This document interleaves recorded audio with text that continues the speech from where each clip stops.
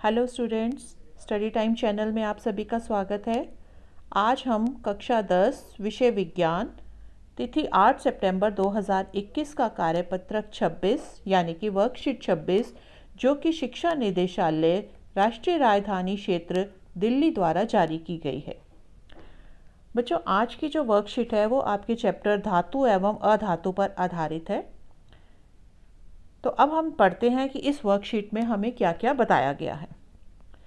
तत्वों को उनके गुण धर्मों के आधार पर धातु एवं अधातु में वर्गीकृत किया जाता है कि जितने भी तत्व हैं वो हम किन दो भागों में बांट लेते हैं, धातु या अधातु। अब वो कैसे बांटते हैं वो हम इस चैप्टर में पढ़ेंगे, इस वर्कशीट में करेंगे। धातु के कुछ उदाहरण हैं आयरन, एल्यूमिनियम, चांदी, कॉपर। इसी तरह अधातु के कुछ उदाहरण हैं हाइड्रोजन, नाइट्रोजन, सल्फर, ऑक्सीजन। ठीक है, तो अब हम सबसे पहले धातुओं के भौतिक गुणधर्म जो हैं, धातुओं और अधातुओं के भौतिक गुणधर्म, उनके विषय में पढ़ेंगे। सबसे पहला जो है भौतिक गुण कौन सा है धातुओं का? धात्विक चमक। जितनी भी धातुएं होती हैं वो क्या होती हैं? चमकदार होती हैं। और जितनी भी अधातुएं होती हैं वो चमकीली नहीं होती। केवल आयोडीन जो है वो चमकीला होता है, बाकी सारी अधातुएं जो है वो चमकीली नहीं होती। दूसरा गुण इसका आ जाता है कठोरता।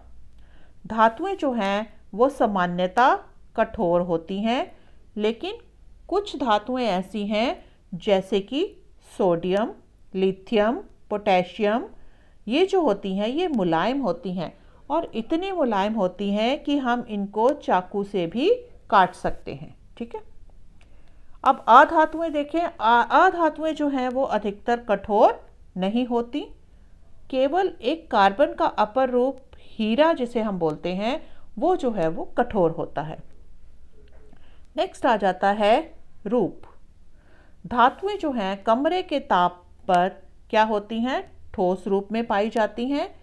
केवल मरकरी जो है वो हम जिसको हम पारा भी बोलते हैं वो हमें तरल रूप या द्रव रूप में मिलता है। तो ये वाला क्वेश्चन जो है आपका शॉर्ट क्वेश्चंस में या मल्टीपल चॉइस में बहुत इंपॉर्टेंट क्वेश्चन बन जाता है कि सभी धातुएं जो हैं वो क्या है? ठोस में पाई जाती हैं।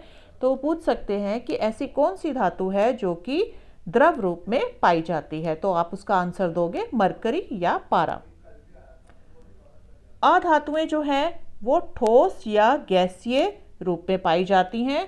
खाली ब्रोमीन जो है वो एक द्रव रूप में या तरल रूप में पाई जाती हैं। नेक्स्ट आ जाता है आघात वर्ध्यता। आघात वर्ध्यता का मतलब क्या है कि जब हम किसी चीज़ को पीट पीट कर उसे पतली चादर के रूप में बदल देते हैं तो वह उसका गुण आघात वर्ध्यता कहलाता है। अब जो धातुएं होती हैं इनको हम पीट कर पतली चादर के रूप में परिवर्तित किया जा सकता है इनको, तो ये क्या हो गई? आघात वर्ध्य हो गई। अधातुएं जो हैं वो आघात वर्ध्य नहीं होती हैं क्योंकि उन्हें हम पतली चादरों में पीट पीट कर नहीं बदल सकते। फिर आ जाता है तन्यता। तन्यता का मतलब होता है कि किसी चीज़ का वह गुण जिसमें हम उसे खींच खींच कर उसकी लंबी तारें बना सकें। अब धातुओं को हम खींच खींच के लंबी तारें खींच सकते हैं उनकी, तो उन वो धातुएं जो होती हैं वो क्या होती हैं? तन्य होती हैं। अधातुओं के हम तारें नहीं खींच सकते तो ये तन्य नहीं होती। नेक्स्ट पॉइंट आता है विद्युत व ऊष्मा के चालक। अधिकतर धातुएं जो हैं वो विद्युत व ऊष्मा की सुचालक होती हैं। केवल शीशा और मरकरी जो है वो क्या होती हैं? कुचालक होती हैं। अब अधातुओं में देखें, अधातुओं में भी क्या है? यह विद्युत और ऊष्मा की कुचालक होती हैं। केवल जो ग्रेफाइट है वो ऊष्मा का चालक होता है। फिर आ जाता है घनत्व। सामान्यतः जो धातुएं हैं वो क्या होती हैं? उनका घनत्व भी अधिक होता है और उनका गलनांक भी उच्च होता है, खाली सोडियम और पोटेशियम को छोड़ के। इसी तरह हम अधातुओं में देखें तो धातुओं का घनत्व और गलनांक कम होता है। फिर आता है ध्वनिक। ध्वनिक क्या होता है कि धातुएं कठोर सतह से टकराकर आवाज़ करती हैं, मतलब ध्वनि करती हैं। जब हम किसी धातु को किसी कठोर सतह से टकराएं, जैसे कि आप देखो, आप स्टील की प्लेट लेके उसको चम्मच से टकराओगे तो क्या होता है, उसमें ध्वनि पैदा होती है। तो इसलिए धातुओं को क्या बोला जाता है, ध्वनिक, क्योंकि वह कठोर सतह से टकराकर आवाज़ करती हैं। अधातुएं आवाज़ नहीं करती, इसलिए वो ध्वनिक नहीं होती। ठीक है। अब यहाँ पे हमें एक डायग्राम दिया हुआ है भौतिक गुण। भौतिक गुणधर्म में क्या है कि यहाँ पे आपकी बैटरी है, बल्ब लगा हुआ है, ठीक है, ये बैटरी है आपकी, और यहाँ पे आपका स्विच है। अब इन दोनों सिरों ए और बी के बीच में आप कोई वस्तु रखोगे। अगर वो वस्तु हम रखते हैं और स्विच ऑन करते हैं, अगर बल्ब जल जाता है तो वो वस्तु क्या होगी, विद्युत की सुचालक होगी। और अगर इस वस्तु को रखने पे और स्विच ऑन करने पे बल्ब नहीं जलता तो इसका मतलब वस्तु जो क्या है वो कुचालक है। ठीक है। अब हमने ये पढ़े धातुओं के भौतिक गुणधर्म। इसमें बेटा एक बात ये समझने की है, अगर आप धातुओं के भौतिक गुणधर्म याद कर लेते हो तो अधातुओं के भौतिक गुणधर्म आपको अपने आप ही याद हो जाएंगे, क्योंकि ये बिल्कुल उनसे ऑपोजिट हैं। अगर धातुएं चमकदार हैं तो वो चमकदार नहीं है। इसी तरह जो जो गुण धातुओं में है उनसे उलट जो हैं वो क्या है, अधातुओं में हैं। तो आप धातुओं के गुण याद करोगे तो अधातुओं के गुण आपको अपने आप याद हो जाएंगे। उसके बाद आ जाता है धातुओं के रासायनिक गुणधर्म। ठीक है। तो पहला गुणधर्म क्या है कि वायु के साथ अभिक्रिया। धातुएं ऑक्सीजन के साथ अभिक्रिया करके धातु ऑक्साइड बनाती हैं। मतलब धातु प्लस ऑक्सीजन क्या बन गया, धातु ऑक्साइड। इसका उदाहरण हमें दिया हुआ है 2Cu प्लस O2 हमें क्या देता है, 2CuO। ठीक है। तो 2Cu मतलब कॉपर प्लस ऑक्सीजन हमें कॉपर ऑक्साइड देता है। इसी तरह एल्यूमिनियम प्लस ऑक्सीजन हमें एल्यूमिनियम ऑक्साइड देता है। धातुएं ऑक्सीजन के साथ अलग अलग तरह से अभिक्रिया करती हैं। कैसे? सोडियम और पोटेशियम वायु में आकस्मिक आग पकड़ लेते हैं, जिसे रोकने के लिए इन्हें केरोसिन तेल में डुबोकर रखा जाता है। अब ये जो दो धातुएं हैं सोडियम और पोटेशियम, ये बहुत ही अभिक्रियाशील हैं।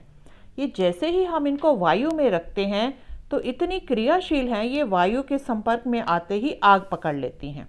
ठीक है। तो इससे ये आग ना पकड़े इसलिए इनको किस में रखा जाता है, केरोसिन तेल में डुबो कर रखा जाता है, ताकि इनका वायु के साथ संपर्क जो है वो कट जाए और ये आग ना पकड़ पाए। ठीक है।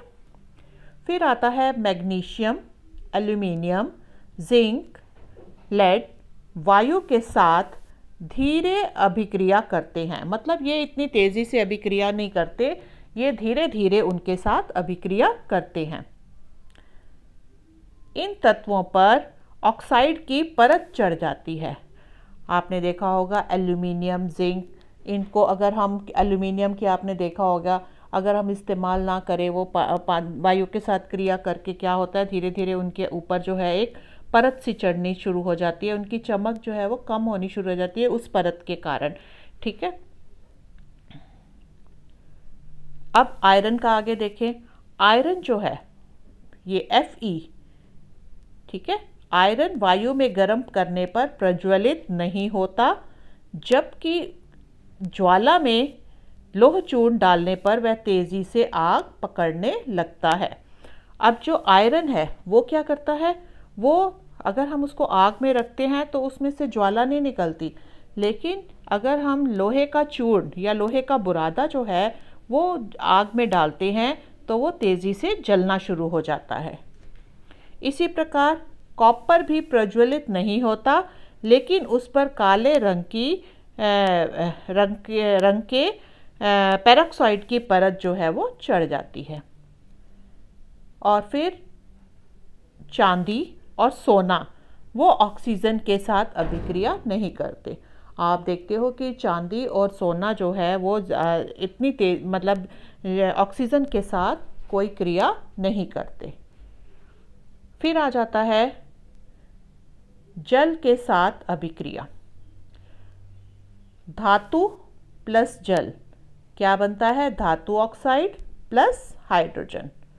फिर ये धातु ऑक्साइड फिर जल के साथ क्रिया करती है तो क्या बन जाता है? धातु हाइड्रोक्साइड। ठीक है, पहले धातु ने जल के साथ क्रिया की तो धातु ऑक्साइड प्लस हाइड्रोजन बना, फिर ये धातु ऑक्साइड ने दोबारा जल के साथ क्रिया की तो धातु हाइड्रोक्साइड बन जाएगा। ठीक है, अब यहाँ पे हम ये पढ़ेंगे, देखिए धातुएं हैं, आप ये टेबल देखिए, जो जल के साथ अभिक्रिया नहीं करती हैं। कौन कौन सी? Pb, Cu और Au, ये जल के साथ कोई क्रिया नहीं करती। ये वाली जो धातुएं हैं ये केवल भाप के साथ क्रियाशील होती हैं, मतलब ये तब क्रिया करती हैं भाप में करती हैं, जल के साथ नहीं करती, भाप में ये क्रियाशील हो जाती हैं।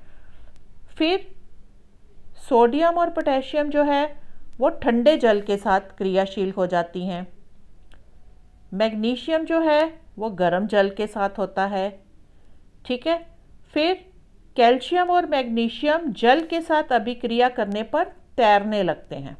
तो ये बेटा आपको सारा याद करना पड़ेगा, ये आपके MCQ में बहुत हेल्पफुल होगा ये। ठीक है, तो इसको आपने सबको अच्छी तरह से समझना है और करना है। अब इसका उदाहरण देखिए, जैसे यहाँ पे नीचे दिया हुआ है, सोडियम जो है वो जब जल के साथ क्रिया करता है तो क्या बनता है? Sodium hydroxide plus hydrogen plus ऊष्मा। इसी तरह मैग्नीशियम जब जल के साथ क्रिया करता है तो मैग्नीशियम हाइड्रोक्साइड प्लस हाइड्रोजन। ठीक है, और फिर एल्यूमिनियम जब जल के साथ क्रिया करता है, aluminium oxide plus hydrogen gas जो है वो निकलती है। ठीक है, अब यहाँ पे भी इसी तरह दिखाया गया है कि कुछ धातुएं जो हैं वो क्या करती हैं? जल भाप के साथ क्रिया करती हैं, वो हमें इस चित्र में दिखाया गया है। अब इसके बाद आती हैं उभयधर्मी ऑक्साइड। उभयधर्मी ऑक्साइड क्या होती है? वह धातु ऑक्साइड जो अम्ल तथा क्षार दोनों के साथ अभिक्रिया करते हैं तथा लवण और जल उत्पन्न करते हैं। मतलब ये धातु ऑक्साइड जो हैं वो अम्ल के साथ भी क्रिया कर लेते हैं और क्षार के साथ भी क्रिया करते हैं, और साथ में क्या उत्पन्न करते हैं? लवण और जल। उनको हम क्या बोलते हैं? उभयधर्मी ऑक्साइड। जैसे इसका उदाहरण है जिंक तथा एल्यूमिनियम ऑक्साइड। एल्यूमिनियम ऑक्साइड का वहाँ पे उदाहरण दिया गया है। एल्यूमिनियम ऑक्साइड जिंक के साथ जो है वो हाइड्रोक्लोरिक एसिड HCl के साथ क्रिया करते हैं, और यहाँ पे क्या बनता है? AlCl3 प्लस H2O बन जाता है। ठीक है, अब हम अभ्यास के कुछ क्वेश्चंस हैं यहाँ पे, उनको हल करने की कोशिश करेंगे। तो पहला क्वेश्चन है, ऐसे धातु का नाम बताइए जो कमरे के ताप पर द्रव है।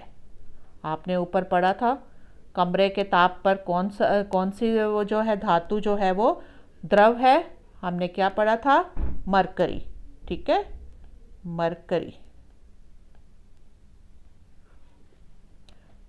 फिर नेक्स्ट क्वेश्चन आ जाता है, आघात वर्ध्य तथा तन्य का अर्थ बताइए। मैंने बताया था आपको आघात वर्ध्य वो है कि वह गुण जिसमें हम धातुओं को पीटकर पतली चादर के रूप में परिवर्तित कर सकते हैं उसको आघात वर्ध्यता कहते हैं।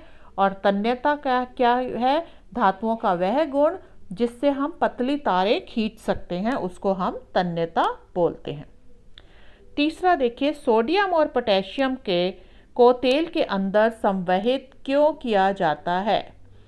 तो मैंने आपको समझाया था कि सोडियम और पोटेशियम जो हैं वो बहुत क्रियाशील धातुएं होती हैं, और जैसे ही वो वायु के संपर्क में आती हैं वो आग पकड़ लेती हैं। अब वो आग ना पकड़े इसलिए उनका संपर्क जो है वायु से काटना पड़ता है हमें। तो संपर्क वायु से काटने के लिए हम उनको केरोसिन तेल में जो है वो डुबो के रखते हैं ताकि वो आग उसमें वायु के संपर्क में ना आए और आग ना पकड़ पाए। ठीक है। नेक्स्ट है उभयधर्मी ऑक्साइड क्या होते हैं, 2 उदाहरण दो।